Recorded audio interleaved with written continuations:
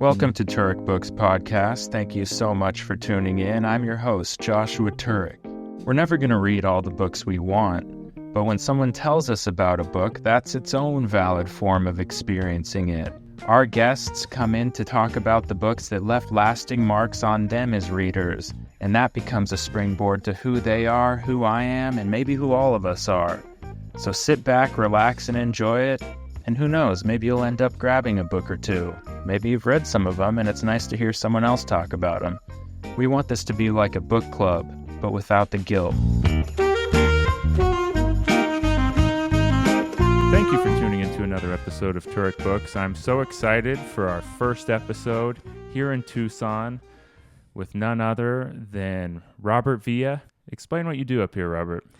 I am the community outreach assistant at the Desert Laboratory on Tumamoc Hill, and I'm very happy to be here. Thank you. I'm happy to have you. We are in the library at Tumamoc Hill in a building built in the early 1900s. Yes, 1903. The Desert Laboratory was built by the Carnegie Institute to understand how desert plants exist, how they survive, how they've adapted, and what that can tell us about living in the desert and on the planet. Yeah, and you were so kind to give me a tour last week, and your ability to convey information about the geology, the history, the inhabitants was just so profound, and I can't think of a better way to get to understand where we are. An introduction to understanding where we are. So thank you. Yeah, no, thank you. A lot of thank yous exchanged. A lot of gratitude. I like that. Don't worry. We'll start like that and we'll end enemies. Okay. I reached out to you because of a particular video you posted, which really resonated with me as someone who cares about the desert and who interacts with the public on a daily basis in the desert. And that video was you interviewing a saguaro. And to me, that speaks volumes about how important it is for people to stop and realize where they live in the world and what non-human beings and non-human teachers are there, and how there's so much potential to heal ourselves and heal each other based on taking the time to understand those beings and the ability to relate in some way. Learn from saguaros, from snakes and Gila monsters and coyotes and javelinas and the mountains. Everything that we do and say and how we behave, how we dress, can be informed by our surroundings. Yes. And how we view those surroundings. Yeah, we're in constant communication with our natural world. Yeah. And even my wife was taking a color theory class, and there's a reason colors go well together. It's because often those colors are found together in nature. Mm-hmm. To your point. I like that. And you brought up the Gila monster. I recently came across a news article that those were instrumental in the development of Ozempic. That's correct. And Byetta, which was another drug before Ozempic. Okay. Gila monsters, they're these big chunky lizards that are uniquely evolved with the Sonoran Desert. They're like the lizard version of a saguaro. They're found nowhere else. And they survive by living most of their lives underground, away from everybody, away from the heat, away from the dryness, away from things that might want to harm them. They're hermits. They're professional hermits. And so when they do come out in the spring and in the summer, there's this maybe 3 months of activity where they can drink water, because it's hopefully, knock on wood, going to rain really well this year, eat, and mate. And they're doing great if they can get one of those things done. But where these pharmaceuticals come in is that Gila monsters, because they only eat maybe once a year, their body has to prepare for that because they also eat a lot of food all at once. So I have people imagine eating your entire Thanksgiving meal in one sitting and sleeping it off for the rest of the year. Wow. And so Gila monsters have to be able to produce large quantities of insulin, and they have very specific metabolic adaptations for being able to process all of that. And so scientists figured out that somehow they figured out that Gila monsters could have something that would benefit humans with diabetes. A perversion of nature. Yes. I just wanted to Biopiracy. bring in a little public interest to that in like a nature meets headlines kind of way. But yeah, I mean, I guess it's also just this example of where we're merging contact between human desires and acknowledgement of this world that's actually providing us with everything we could desire. And we actually can learn to desire less from it. It made me really happy to see a giant lizard on the cover of the New York Times. Well, not the cover, but a headline. Yeah, and if it isn't a diabetes drug, I mean that's useful. I mean it's useful. Yeah, Ozempic is useful, but just thinking about interviewing the cactus, that was the first thing I did when I had an hour of free time when I moved here. We left early. We left from LA because of the fires, and I'm sorry. Yeah, thanks. Yeah, our apartment got compromised by smoke, and then we were mandatory evacuated and all these things, and we'd been planning to leave LA, but this really kicked us out the door a lot faster. And we've escaped to Tucson for 2 fires in LA now, one back in 2020. And we just did a quick pivot to moving here and have been up to our ears in figuring out our life on just scrambling to do that. In a very lucky way. We're not there, we were really lucky to have support from friends and people. But still figuring it out, a new picture. And so the very first hour or two I had to myself, I rode my bike up to Sentinel Peak because I just wanted to talk to the cactus. Great. That really restores my faith in humanity a little bit, because the saguaro is a very special entity, a special non-human teacher, non-human being to the people, the first inhabitants of this desert, the A'atam people. And I won't get into the story itself, but saguaros are ancestors, and they provide sustenance at a time of the year when there's almost no food around, or very little water. The saguaro is a keystone species for animals, other plants, and humans, who are animals as well. But I guess what I'm getting at is that the questions you ask the saguaro are some of them are kind of comical, but some of them are relevant questions to ask a being that has been around since time immemorial for millions of years.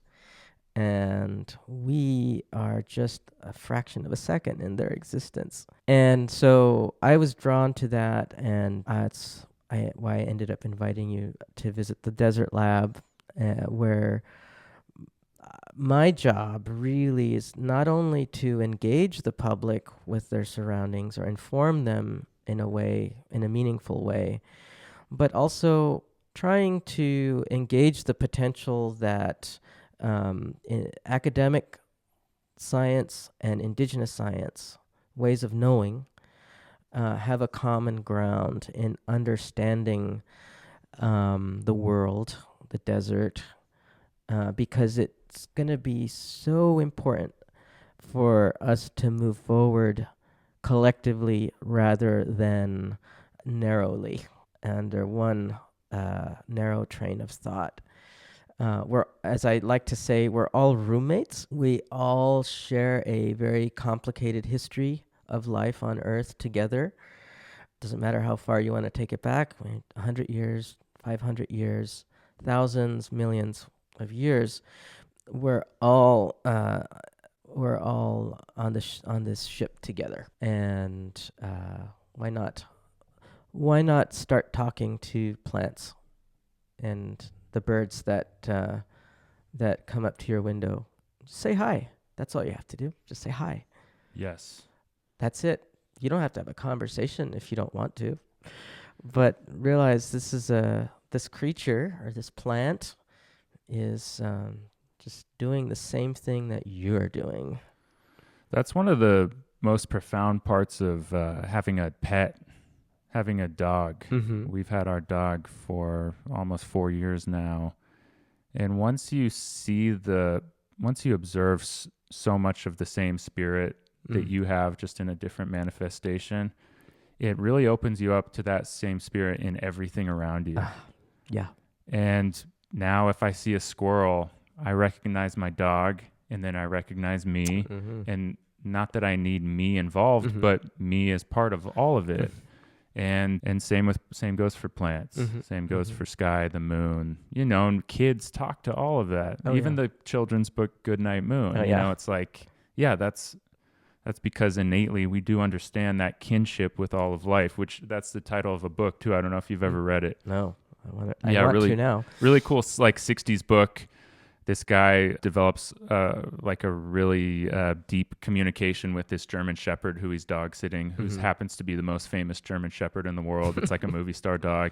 And then he starts talking with the housefly, and him and the housefly have this communication. And just that kinship, that brothers and sisters.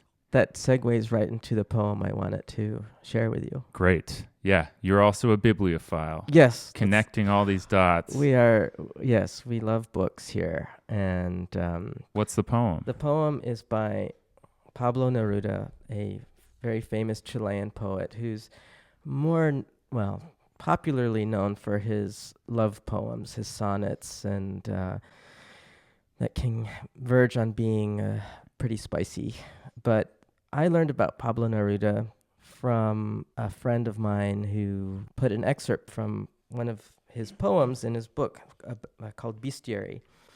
And Bestiary, I'm not going to read the whole thing. It's a bit long, but it talks about how he's searching for new ways of speaking, new communications, new ways of being, and he does it if he could do it if he could talk to animals. So again, I'm gonna paraphrase here or do some excerpts. He says, "If only I could speak with birds, with oysters, and with small lizards, with the foxes of the selva oscura, with representative penguins. If the sheep would listen to me, the languorous woolly dogs, the huge carriage horses. If only I could talk things over with the cats. If the chickens could understand me.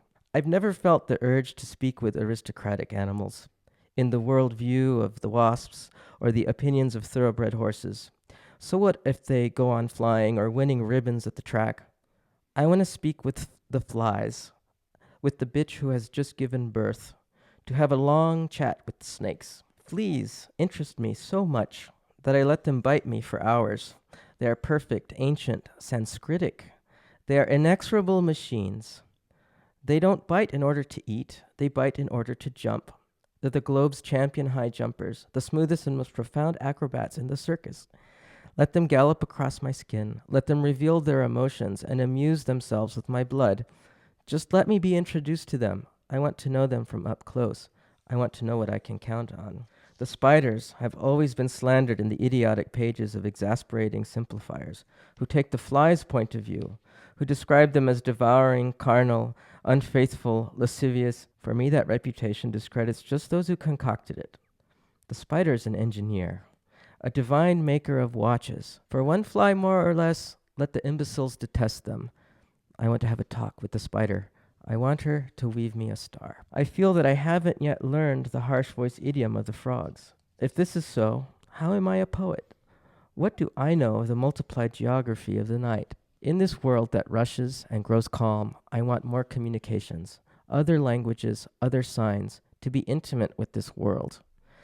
Everyone's remained content with the sinister presentations of rapid capitalists and systematic women. I want to speak with many things, and I won't leave this planet without knowing what I came to find, without resolving this matter. And people are not enough. I have to go much farther, and I have to get much closer.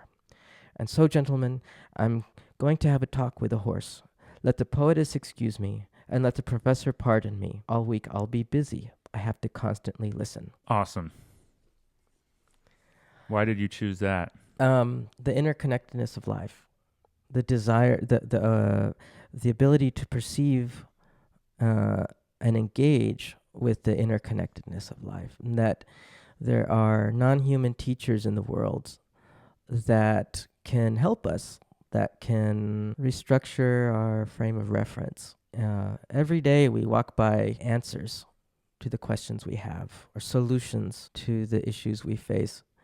They're right in front of us, but we are unable to see or perceive them for whatever reason. And by being present and engaging your whole self, it can be very painful. It's very painful. But there are priceless things to be gained. Coco Chanel said, the best things in life are free. The next best things are very, very expensive. And it's true when you know, it's a privilege to be alive, to have the things that you have that have contributed to your well-being. But to push the envelope and grow is painful. Things have to change.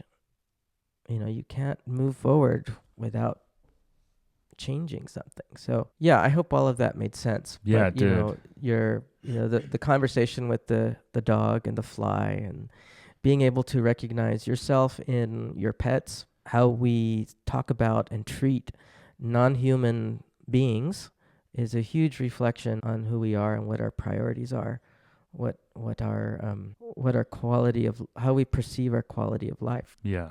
So do fleas really just bite us only to jump higher? Or is that just beautiful poetic thought? Yes. Yes? They bite in order to jump, I think means that they, like the spider, they're slandered for the fact that they suck blood. But that's their food source, right? So that's how they live. Yeah, and weave me a thread like a star. I mean, God, that's such a great poem. My friend Sophie Strand, her book, The Body is a Doorway, I read an early copy of it. I think it's coming out soon. Mm-hmm. She's been talking about, I think in the book and online, how they're realizing that part of a spider's awareness of the world exists within its web. Oh, wow. That makes sense. And I mean, that speaks even to what a visual representation of interconnectedness. There's this great video online, and I'm not sure how accurate it is, but it might just be a joke, but apparently they gave spiders LSD and watched how their webs changed. And what happened? They were very wildly different webs. It's quite a funny video. I recommend looking it up, but the narrator was very serious, so it sounded like it might have actually happened. So they started showing up at fish concerts. So you started us with Neruda. Mm-hmm. Yeah, I mean, what a great start. Thank you for it. You're very welcome. What else do you have here?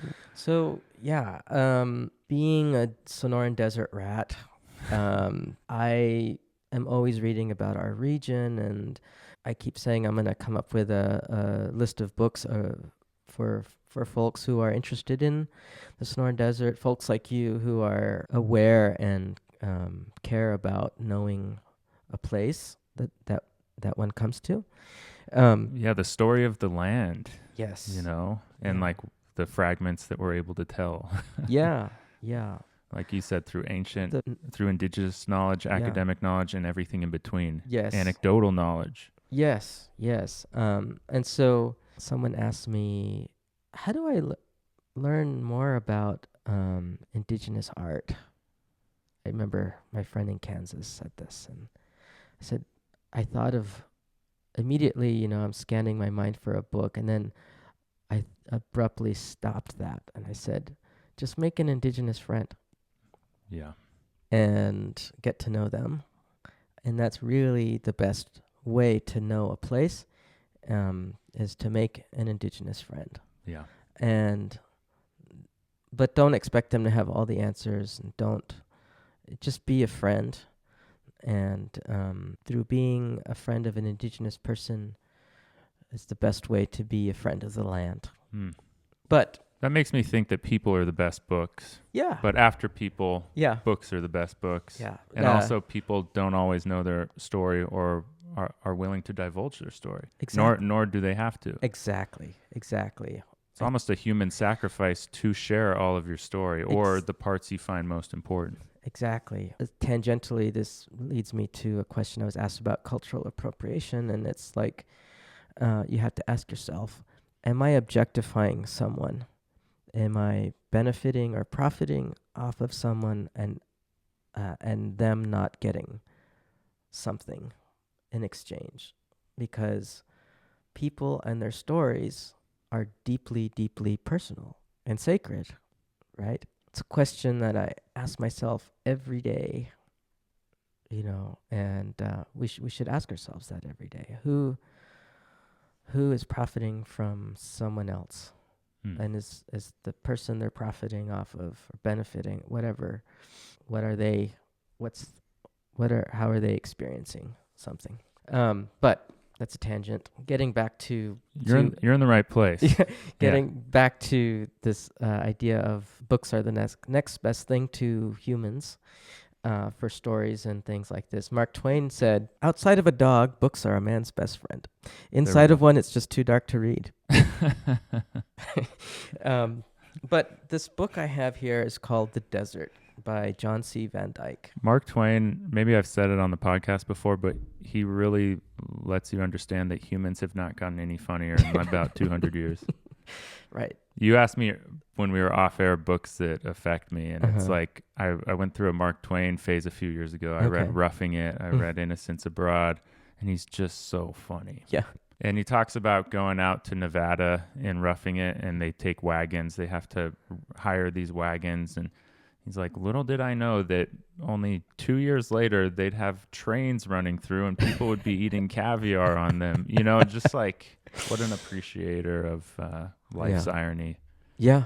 Yeah. But sorry, I interrupted. No, that's all right. No, I haven't read much Mark Twain. I think I read The Jumping Frog of Calaveras County a long time ago. For whatever reason, I got into a take a hot bath and read Mark Twain phase, and it was like so comforting. So if you're ever in need of just like a friendly voice, but one who's still smart enough to kind of go to the bath with you, all right, bring in Mark Twain. Okay, I'll do that. Yeah, so what do you have in your hands? This is The Desert by John C. Van Dyke. He was a professor and art critic from Maryland who quite literally fell in love with the desert Southwest United States and northwestern Mexico. Forgive me, I kind of just stare out the window when I'm on a train of thought. You just did it to me. If you're just listening to this, we're in this old building made of volcanic rocks, beautiful library, and then views of the Catalina Mountains, right? Yeah,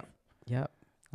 So it's just kind of mesmerizing and transfixing, especially when you're on a train of thought. Yeah, and the 10 freeway. The 10 freeway, sometimes at some point the train will come through and you'll see it as well.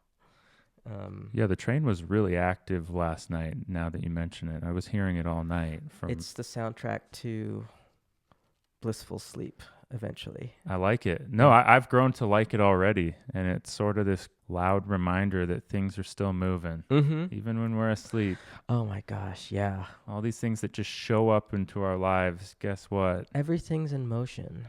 Yeah. Even when you're standing still, the earth is pushing against you, and you're pushing against the earth.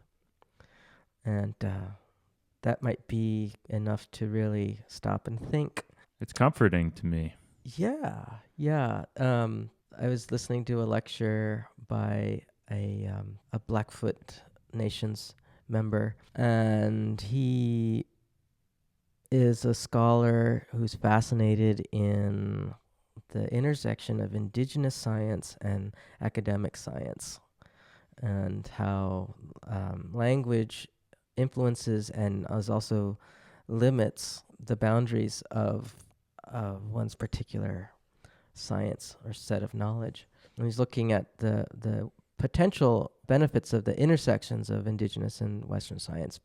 So he talks about explaining the concept of dynamics without motion to an indigenous person on the northwest coast of North America. And he says that after a while, this man said, "Oh, yeah, I dynamics without motion. Yeah, I've experienced that. When you take your canoe out into the ocean and you can't see the shore anymore. I know that I'm moving because I'm paddling the canoe, but I'm always the same distance from the horizon." Mm. And it really, it's a certain type of magic or talent to be able to straddle multiple languages and multiple constructs of understanding the world. And to be able to translate the Western concept of physics to an indigenous person and them being able to express their experience of physics is really quite magical, special. Those are the people we should cherish and help guide us into the future, into the world. It's so magical when you can learn from somebody who's doesn't even speak the same language that you do. Yeah, love that. John Van Dyke, he was an intellectual, librarian, a professor of art, and the writer of several books. He was born in New Jersey, in 1856, raised on a farm in Minnesota where he learned to canoe, fish, hunt, and ride, educated in Europe and trained in law at Columbia University. He knew the environment where he had camped among the Sioux on the plains of Montana and Wyoming. He was no tenderfoot, and he was prepared for life on the desert. This book is one of the most important aesthetical treatments of the desert.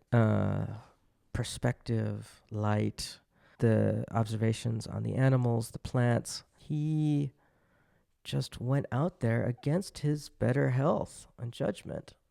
He felt compelled to be in the desert, experience it, push his limits, and try and convey it on paper. He was no tenderfoot. No tenderfoot. Dang. And I won't read any excerpts from there, but it's just a title to look out for, and maybe compare with what the desert is now. How much we have changed the planet is very can be very painful, but really useful and very significant in shifting how we exist and live on the desert. To have these older reference points. Yeah. And sorry, when did you say about this was written? Or like what era-ish? Good question. 1903. Yeah. Same year the Desert Lab was built. I'm just realizing that. Okay. So yeah, we're talking a good 120 years. Yeah. And of all the books, because you're a wealth of knowledge about this region, that one just struck you in maybe his prose and how he described it, or the age of it. It's I think it's old writing. It's a little ornate, maybe, or dry, maybe. Yeah. But once you get into it, I think it provides the language or a little toehold for people who are artists, maybe, or writers, to put language to the desert, at least when it was less inhabited. He often So he would just set out with his wire hair terrier and his pony out in some direction. And if by a certain time, if he hadn't found water, he'd go back and he'd start out in another direction. What a luxury, right? What a life. Luxury in what way? I Just mean, the luxury to experiment and observe Yeah. without anyone overseeing it, and you're kind of out there in the desert alone. It's just interesting what you call a luxury. Other people might call like, oh, what a nightmare. A death march. Yeah. Well, but I totally identify with the luxury part of it. He, the person who wrote the introduction to the reprint, he goes, he doesn't mention this almost anywhere except one place in his diaries or his notes, but he would dig for water, and he would know there was water because his pony could smell it and would start digging for it. But in his searches for water, digging, he would find gold, signs of gold and gold itself, and he never said anything about it. He never took gold. He just said, oh, nice. That's a beautiful anecdote. Yeah. Yeah, his gold was learning and expressing and explaining his experience of a place that he found magical. Maybe I'll just open a random place here. Glare and heat. The vegetation of the desert is so slight that practically the whole surface of the sand acts as a reflector. And it is this, rather than the sun's intensity, that causes the great body of light. The white roads in southern France, for the surface they cover, are more glaring than any desert sands, and the sunlight upon the snow in Minnesota or New England is more dazzling. In certain spots where there are salt or soda beds, the combination of heat and light is bewildering enough for anyone. But such places are rare. White is something seldom seen on desert lands, and black is an unknown quantity in my observations. Even lava, which is popularly supposed to be as black as coal, has a reddish hue about it. Everything has some color, even the air. Indeed, we shall not comprehend the desert light without a momentary study of this desert air. The circumambient medium, which we call the atmosphere, is to the earth only as so much ground glass globe to a lamp, something that breaks, checks, and diffuses the light. We have never known, never shall know, direct sunlight. That is, sunlight in its purity undisturbed by atmospheric conditions. It is a blue shaft falling perfectly straight, not a diffused white, yellow, or yellow light. And probably the life of the earth would not endure for an hour if submitted to its unchecked intensity. The white or yellow light known to us as sunlight is produced by the ground glass globe of air, and it follows readily enough that its intensity is absolutely dependent upon the density of the atmosphere. Anyways. So he's writing about the air. Yeah. Yeah. Yeah. I mean, that's what the atmosphere and the air. And that's his gold. And speaking to communication with everything, like you're talking about his horse finding the water for him, Yeah. He's connected to his horse. Yeah. I think when you begin to appreciate non-human beings as non-human teachers and extended relatives, non-human relatives, your dog, your pet is your companion. Some people, when they really depend on trees and the fruit they bear, the rain coming out of the sky, the regularity of the seasons, the rainy season, the rain cycle, the water cycle, when you are more directly dependent on those things, that's why you imbue them with non-human spirit. Or human spirit. The line between human and non-human is frequently transcended in indigenous Aboriginal thought.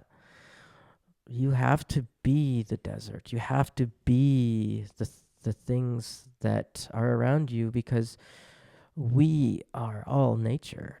Nature is experiencing it. We are a facet of nature that's experiencing itself. Yeah, in the book you just read from, The Desert by John Van Dyke, it also kind of awakens just the remembrance of the fact that like to observe and bear witness is so important. And this man's simple observations cataloged into a book. Here we are 120 years talking about it, and you're talking about how important that book is as a reference point to today's moment in time as we stare out this window and we see the beautiful mountains and we see the sprawl of a city and we see the 10 freeway. We see a changed atmosphere. And yet this podcast episode, our discussion of it, serves as us bearing witness to it. And will they have the technology to hear this in 100 years? Who knows? But the idea of you as a scientist going out and doing your version of this right now, speaking to these groups who come up here, that is one and the same. And there's just such an importance to bearing witness. Sometimes you get this criticism from people. They're like, okay, you're talking about what's wrong. How are you going to fix it? And sometimes it's like, well, what if the job isn't always to fix things? What if it's to acknowledge them for as close to what they are as we may think they are? Well, and I would say that is part of fixing. I would agree. And we have this this anxiety about having to fix things right away, right? Without really fully understanding the problem or the issue. And if you just stop and breathe and look around and breathe, I mean, literally that's what you do if you need to calm down. You just stop, look at your surroundings, take a deep breath, and you're probably fine. If not, you head back to water. Yes, you went too far. You go back to your starting point. Well, and here we are. It's February 28th. There's been this little organic bubble up on the internet about boycotting big companies today, not spending any money. Yeah. Which I think no matter where you fall on the spectrum, most of us are like, everything's too expensive and let's take a break. Let's take a break. Yeah. One day. And even just that day thinking it's happening right now as we speak. Right now. And that is a breath. Yeah. It's an attempt at a collective breath. Yeah. Yeah. And just saying, hey, whatever thing we think we need right now or hunger for, what if we just took a breath on it for a day? And thought about it. And then maybe saw what the repercussions of taking that breath are. Yeah. Yep. And whether, I can hear the pessimists saying, or the quote unquote realists saying, okay, what now? What? It's not even the result. It's the intention. It's the fact that we have this idea, this collective intention, right? And intentionality is just as powerful as the actions that we make. And to observe rather than consume. What if we just observe? Like John Van Dyke, he didn't grab that gold because his gold was in observation and experience. And he couldn't spend it where he was. That too. It's like he was miles away from sounds like he'd already been to Paris and New England, so he did his traveling. Well, I love that. I love that selection. You just opened to a random passage, and I mean, a man describing the air. It made me think of the recently departed David Lynch, and I've brought it up on this podcast, how he was drawn to LA for the light. And he said that's why the film industry, it was accidental that they came because they were actually just escaping patents from Thomas Edison's company on the East Coast. And I think they stopped in Arizona on their way over.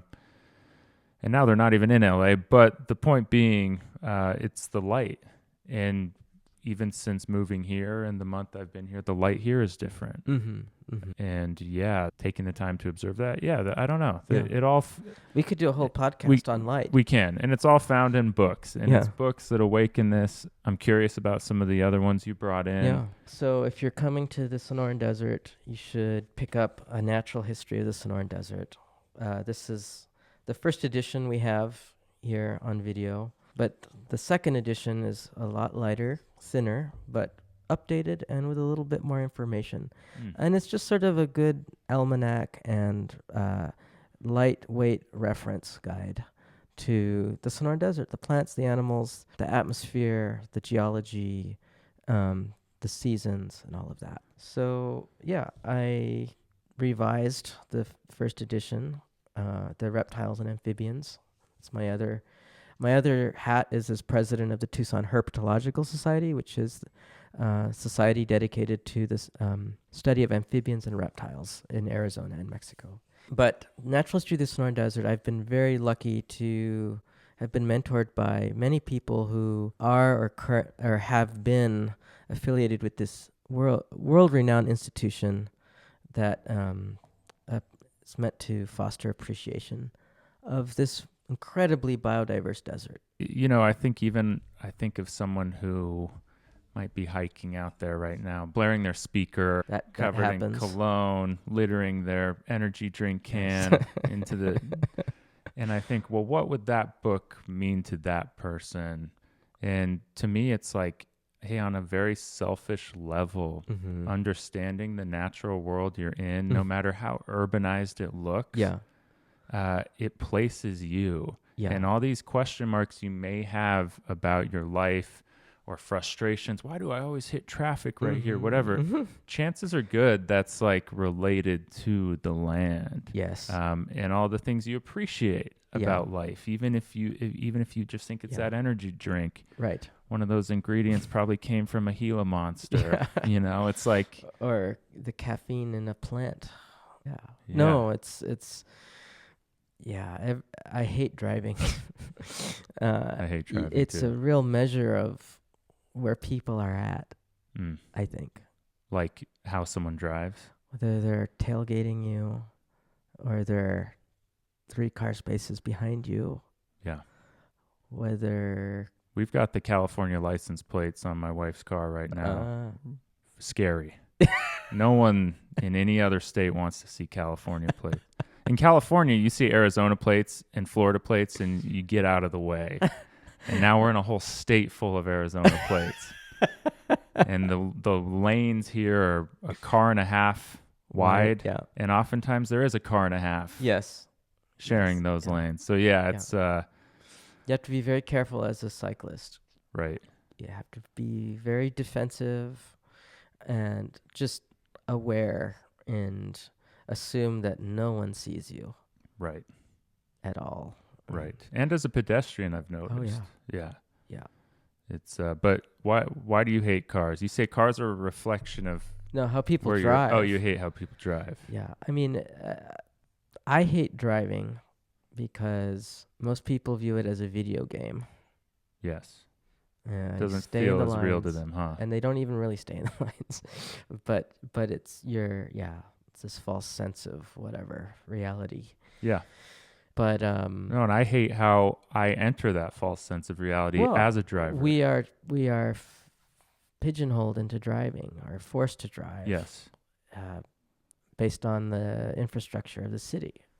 Right. Tucson's a very wide, open city, so then there's one tiny little trolley, but you either have to reckon with the grid system of the roads or the interstate to get from A to B. And I always, whenever I drive, I make sure that I am not rushing.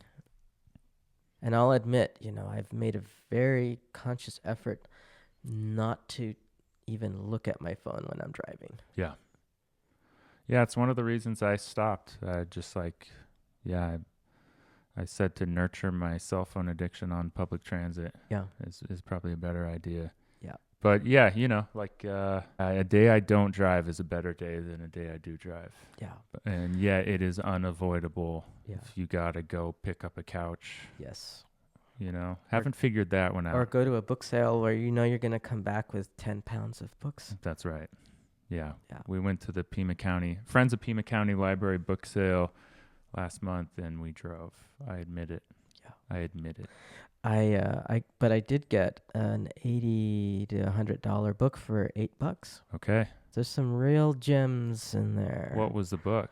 The Trees of Sonora, written by one of my late mentors, Richard Felger, incredible person, eminent botanist, but also an ethnobotanist, a poet who tried to be like Gary Snyder, but I don't know.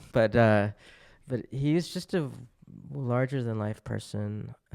He rubbed shoulders with Allen Ginsberg and visited Stony Brook during the 60s.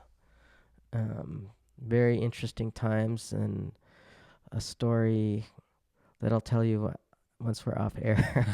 Where did you first meet him? I had lots of friends who knew him, and I knew that I wanted to work with him sooner or later. To be associated with Richard and assisting in his any number of books that he was producing would be a great honor. And his most well-known book is People of the Desert and the Sea, which is an ethnobotany of the Kunkak, or the Seri people of the coast of Sonora. The first 3 or 4 chapters are wonderful introductions to the culture and their history before going on to a really wonderful ethnobotany of their culture. And, working with him could be very challenging, according to many people that had worked with him. He could be very demanding, very self-centered. He believed the world could revolve around him. And the reason people actually put up with that and actually decided to partner with him was because they knew that those books would get finished, that they would get out into the world, and that they would be valuable contributions. And it's true. So I just emailed him one day, and I said I had some plant identifications or something, and then he emails me and he goes, I'm working on an ethnobiology of the Yaqui people with Felipe Molina, who's a Yaqui culture bearer, an elder. And he goes, could you just review the amphibians and reptiles? And I did. And I took a leap of faith. When somebody sends me a manuscript to review, I am very diplomatic, but I'm very honest. I say, look, this is unclear. This, did you really mean this? This is incorrect. See this reference here. And I just did it. And I thought, well, he's going to go with the suggestions, or he's just going to reject me. And he goes, wow, thank you. No one has I needed that. No one has revised my manuscript like that in a long time. Here's the whole book.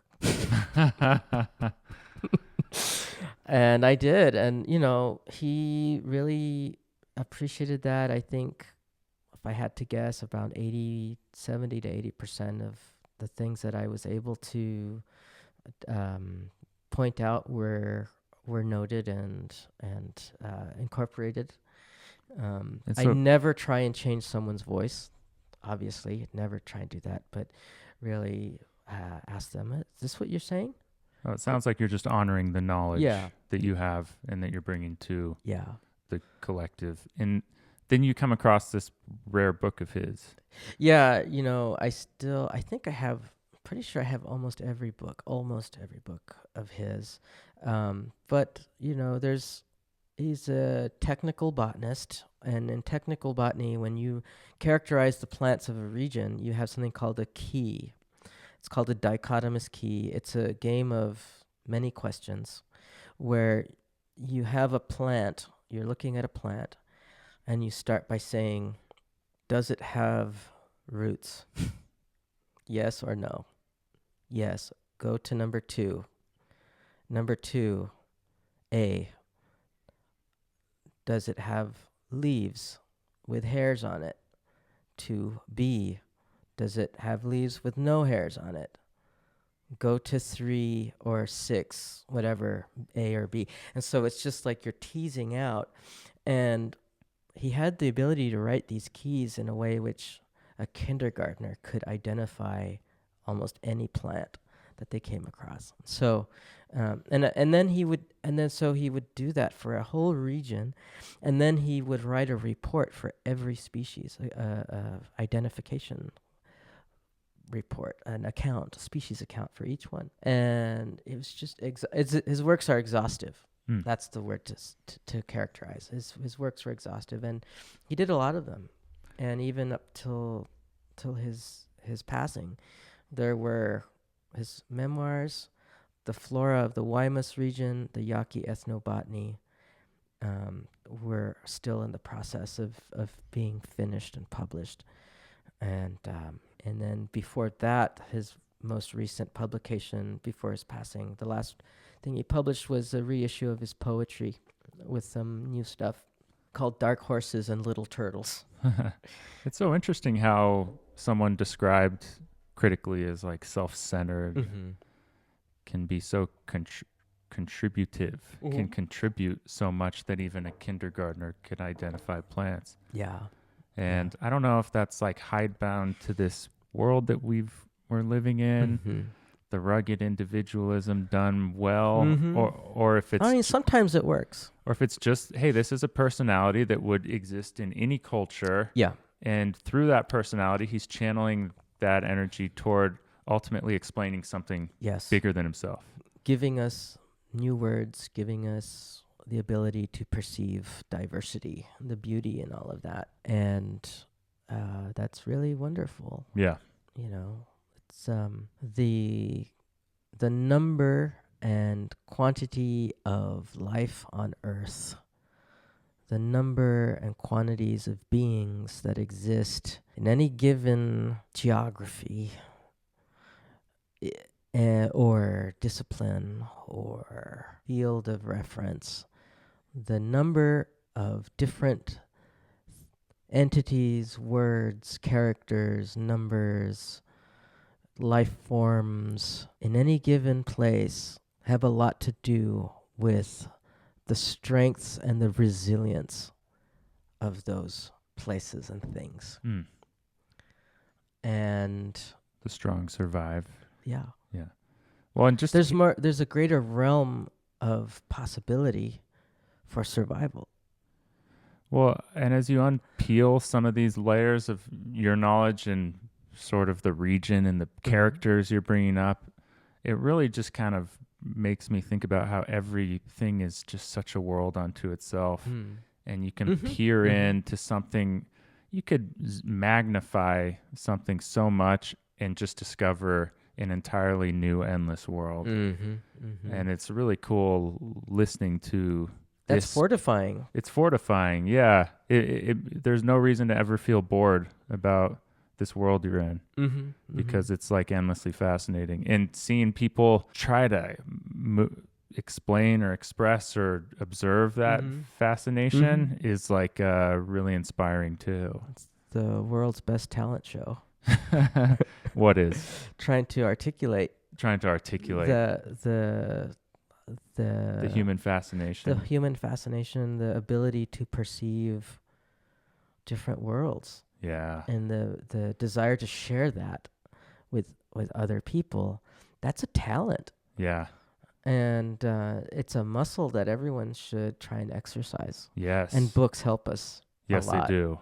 Bringing it back to books. Talent show, because it's a talent, but that talent is nothing unless you're sort of showing it to other people. You have permission to exercise that muscle. You have permission to do difficult things because other people have done difficult things. Yeah. And nothing worth doing is easy. No, and no one says you have to accomplish your goal. Right. Just trying it is You don't... Now we're getting on to these inspirational We are. quotes. So let's... No, I mean, I'm not about to inspire my audience for free. We need a sponsor if we're going to be doing something like that. You don't have to be perfect to be awesome. There we go. That's it. I won't say the triple L. Thank you. Yeah, we'll save that for the premium subscribers. So, yeah, what else do you have here? Assuming that people are listening to this and thinking about visiting the Southwest. Even if just in their imagination. In their imaginations, read the books of Charles Bowden. Here on the table, I have Blue Desert, which is probably his most famous book. He is a southwestern border noir gonzo journalist who... I'm in. Yeah.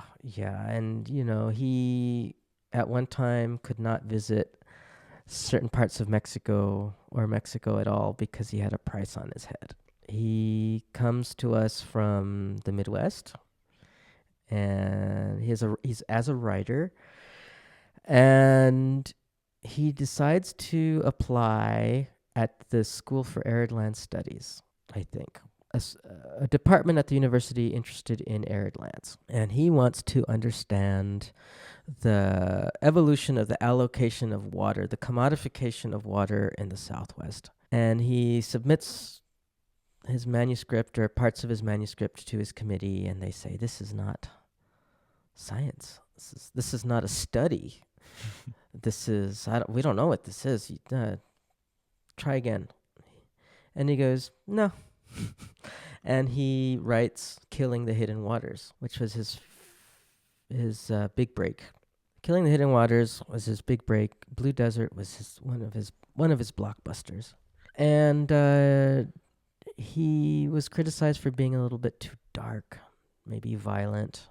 But if you listen to interviews with him about this, he says, I say it because I actually have some glimmer of hope or faith in people. And I think he's just trying to hold a mirror up or a loudspeaker to what's happening and has been happening in the borderlands.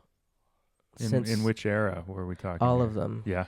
Killing the Hidden Water. Yeah. Man, the Killing the Hidden Waters title. kind of compares how O'odham and Comanche cultures had to adapt in the face of an encroaching malicious world. And that's all I will say. It's a very good book. Yeah, sounds right up my alley. And so by the time you get to Blue Desert, the sort of magical realism that's sort of sprouting in Killing the Hidden Waters is a little bit more apparent. It jumps timelines, it jumps characters and cultures. And is it fiction, Blue Desert, or they're all essays? nonfiction. Nonfiction essays. Yeah. Yeah. So he has the ability to conjure up reality in a magical way. That's the only way I can say it. And he has very blunt, pragmatic honesty about people, and has really powerful ways of describing what is happening, what has been happening. So I won't read any quotes from that book, but I will say read anything by Chuck Bowden. And the last thing I would like to read is a poem by Ofelia Zepeda, who is, I will take responsibility of saying, is the poet laureate of the Sonoran Desert. Okay. And I'm going to read something which is, I think, pertinent to or relatable to a lot of people right now, the anxieties that we all face every day. It's birth witness. My mother gave birth to me in an old wooden row house in the cotton fields. She remembers it was windy, around 1 p.m. The tin roof rattled, a piece uplifted from the wooden frame, quivered and flapped as she gave birth. She knew it was March, a windy afternoon in the cotton fields of Arizona. She also used to say I was baptized standing up. Quote, "It doesn't count," the woman behind the glass window tells me. "If you are not baptized the same year you were born, the baptismal certificate cannot be used to verify your birth. You need after-dates," she said. "Your older siblings, you have some, don't you? They have to be old enough to have a memory of your birth. Can they vouch for you?" Who was there to witness my birth? Who was there with my mother? Was it my big sister? Would my mother have let a teenager watch her giving birth? Was it my father? I can imagine my father assisting her with her babies. My aunts? Who was there when I breathed my first breath, took in those dry particles from the cotton fields? Who knew then that I would need witnesses at my birth. The stars were in the sky. The wind was there. The sun was there. The pollen of spring was floating and sensed me being born. They are silent witnesses. They do not know of affidavits. They simply know. You'll need records, she said. Are there doctor's receipts from when you were a baby? Did your parents have a family Bible? You know, where the births were recorded? Were there letters? Announcements of your birth? I don't bother to explain. My parents are illiterate in the English language. What I really want to tell her is they speak a language much too civil for writing. It is a language useful for pulling memory from the depths of the earth. It is useful for praying with the earth and the sky. It is useful for singing songs that pull down the clouds. It is useful for calling rain. It is useful for speeches and incantations that pull sickness from the minds and bodies of believers. It is a language too civil for writing. It is too civil for writing minor things like my birth. This is what I really want to tell her, but I don't. Instead, I take the forms she hands me. I begin to account for myself.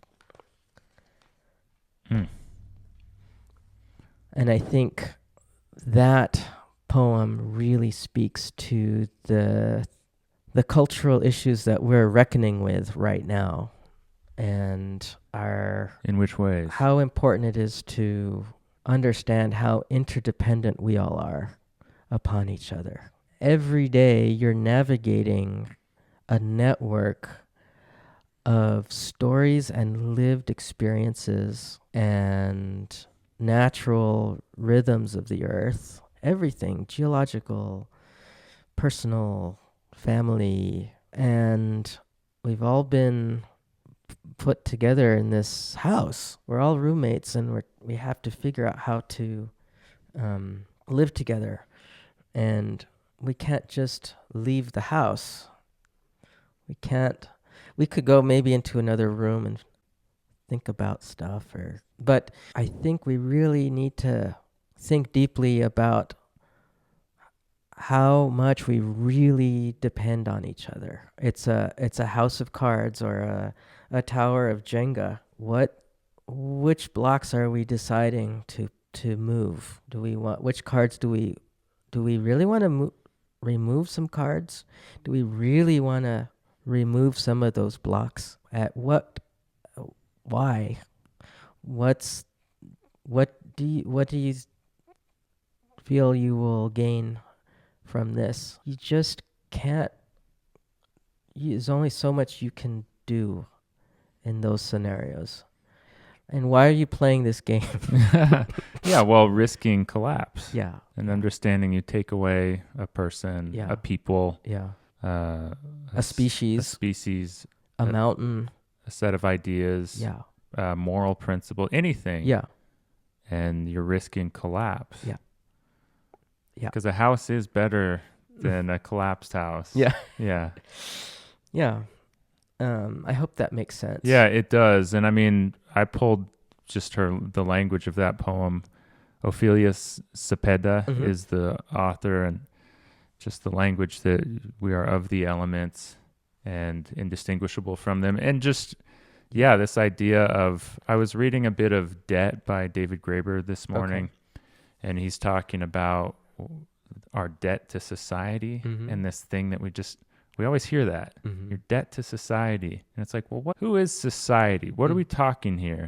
And then often it's the market and the social constructs that adhere to that market and the currencies that are driven into that market. And it's like, but if you think about what Graeber's saying in this sense, like, no, who is our actual society? And as someone's asking for the paperwork for the birth records, it affix you to this society that you're in debt to from the get-go. It's like, who do we actually belong to? What do we actually belong to? So transactional. Right. For better or worse. I mean, everything is a transaction of... But when this author talks about the language that their parents speak, and how it's pulled from these rooted sources that are so much deeper than these market Documents. factors, these transactional Yeah. world of documents and Yeah. bureaucracy. Yeah, it really resonates. Yeah. You picked a couple of great poems. Thank you. I've done my job. You made me like poetry more. So I write poems. I published a poetry book. I'm going to publish another. And people ask me, like, who's your favorite poet? And the truth is, as much as I read, I don't read a lot of poetry. I think that's super. It's not a bad thing.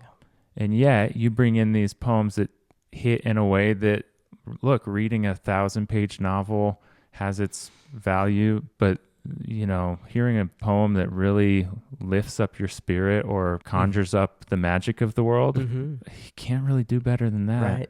Right. Well, it took me a long time to appreciate poetry, and I think it also with any book or literature, you have to be in the right mind space. You have to be in the right point in your life, and if you really want to understand something, you have to work at it and put the time into reading it. Ofelia is somebody that I admire very much.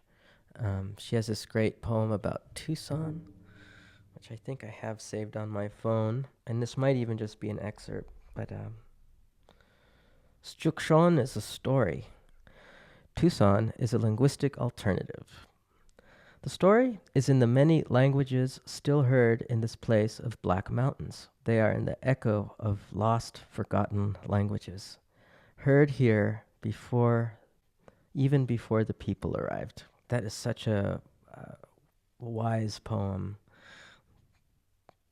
She gives us the autumn name, Tucson.